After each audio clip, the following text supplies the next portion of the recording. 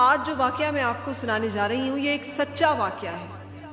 اور یہ واقعہ قرآن پاک کی حکمت، اس کی دانائی، اس کی سچائی، اس کی صداقت، جس کو کسی تمہید کی، کسی دلیل کی ضرورت نہیں ہے، اس کا منہ بولتا ثبوت ہے۔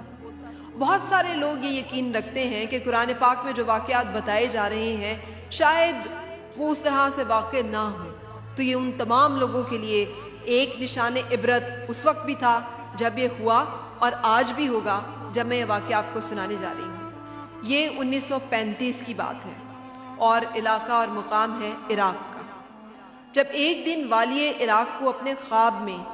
ایک صحابی کرام جو ہے وہ نظر آتے ہیں، جن کا نام حذیفہ بن یمان رضی اللہ تعالیٰ عنہ ہے۔ یاد رہیے وہ صحابی ہیں جنہوں نے بیعت عقبہ ثانی میں رسول پاک صلی اللہ علیہ وآلہ وسلم کے ہاتھ پر بیعت کی تھی، اور وہ اس والی عراق کے خواب میں آ کر یہ کہتے ہیں کہ ہماری قبروں کو کسی اور جگہ پر منتقل کر دو، کیونکہ دجلہ کا پانی ہمیں تنگ کر رہا ہے۔ والی عراق خواب میں یہ دیکھتا ہے خواب اور نظر انداز کر دیتا ہے، کیونکہ دنیا پرست یا پھر بعض اوقات ہم لوگ اس طرح کی باتوں کو اتنی اہمیت نہیں دے پاتے۔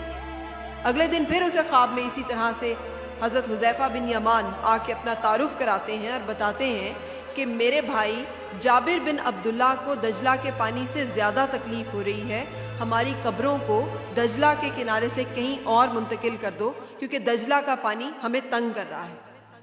اس خواب کو پھر ایک خواب سمجھ کر نظر انداز کر دیا جاتا ہے، یا شاید شیطان یا شاید دنیا اپنے اندر اتنی کشش رکھتی ہے کہ یہ خواب ان کے ذہن سے نکل جاتا ہے اور وہ اس طرف دھیان نہیں دے پاتے۔ تیسرے دن پھر یہی صورتحال ہوتی ہے، اور پھر حذیفہ بن یمان رضی اللہ تعالیٰ عنہ خواب میں آتے ہیں اور کہتے ہیں کہ قبر کی منتقلی کر دی جائے، کیونکہ دجلہ کا پانی انہیں تنگ کر رہا ہے۔ جب 3 دن تک اس خواب کا کوئی اثر نہیں ہوتا تو چوتھے دن والی عراق کیا دیکھتا ہے کہ مفتی اعظم جو ہیں عراق کے، وہ تشریف لائے ہیں، آتے ہیں، اور آ کر مفتی اعظم کی جو حالت ہے اسے دیکھ کر اسے لگتا ہے کہ کوئی انہونا واقعہ، کوئی غیر معمولی بات ہوئی ہے۔ وہ پوچھتے ہیں کیا ہوا؟ انہوں نے کہا کہ میرے خواب میں اس طرح سے صحابی رسول صلی اللہ علیہ وآلہ وسلم آئے ہیں اور انہوں نے یہ حکم دیا ہے۔ یہ سن کر والی عراق کو یاد آیا کہ ایسی بشارت اور اس طرح کا خواب تو اس نے بھی دیکھا ہے، تو اس نے اس کے بارے میں تحقیق کی اور اس نے کہا کہ میں یہ سمجھتا ہوں کہ کسی مسلمان کی قبر کو کھولنا جائز نہیں ہے، تو اگر آپ اس بارے میں کوئی فتویٰ دے دیں تو پھر یہ پردہ کھولا جا سکتا ہے، اس لیے کہ مسلمان کی قبر جو ہے وہ اس کا ایک پردہ ہے، اور اس پردے کو نہ کھولنے کا اور اس کے اندر موجود رازوں کو بیان نہ کرنے کا حکم ہمیں ملا ہے۔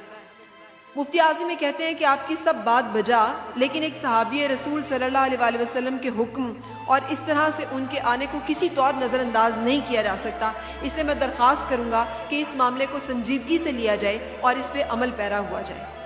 میں دوبارہ آپ کو بتا رہی ہوں کہ میں آپ کو کوئی ایسا واقعہ نہیں سنا رہی جو کسی تحقیق یا کسی کا گھڑا گھڑایا ہو، یہ وہ واقعہ ہے جس کی پوری دنیا شاہد ہے۔ پھر یہ ہوا کہ انہی زمانے میں سنا اور لکھا گیا کہ بہت سارے انجینئرز تھے ایسے جو کہ عراق میں موجود تھے،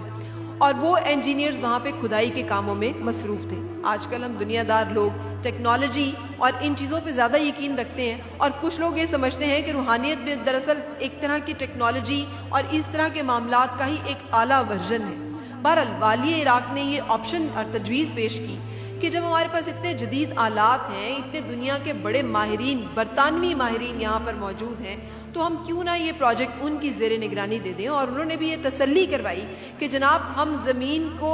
دیکھنے کی صلاحیت رکھتے ہیں، ہمارے پاس ایسے آلات موجود ہیں کہ ہم اوپر سے ہی ماپ سکتے ہیں کہ کتنی گہرائی میں پانی ہے، پانی کی ڈائریکشن کس طرف ہے، اور پانی موجود ہے یا نہیں ہے۔ تو والی عراق نے کہا کہ پھر تو معاملہ حل ہو گیا، اس سے کہ ہم ان کی ذمہ داری میں دیتے ہیں، یہ ہمیں بتا دیں گے کہ اس طرح کا کوئی معاملہ ہے، یا شاید ہمارا ذہن یا ہمارا ایک وسوسہ ہے، وہمہ ہے، اور اسے نظر انداز کر دینا چاہیے۔ کہتے ہیں کہ برطانوی انجینئرز نے اپنے تحقیقات کی، انہوں نے اپنے تمام آلات، مشینیں، جو بھی ان کی کیلکولیشنز تھی وہ کی، اور کھدائی بھی کی ان دونوں اجسام کے پاس، ان دونوں قبروں کے آس پاس 20-20 فٹ بلکہ اس سے بھی زیادہ گہرائی تک، اور خاصی گہرائی تک جو ہے کھدائی کی گئی۔ پانی کے کوئی آثار نہیں ملے۔ جب پانی کے کوئی آثار نہیں ملے تو والی عراق مطمئن ہو گیا، کیونکہ اس کا جو آرگیومنٹ تھا کہ ہمیں وہمہ ہو سکتا ہے، وسوسہ ہو سکتا ہے، یہ کیسے ہو سکتا ہے کہ یہ معاملہ اس طرح سے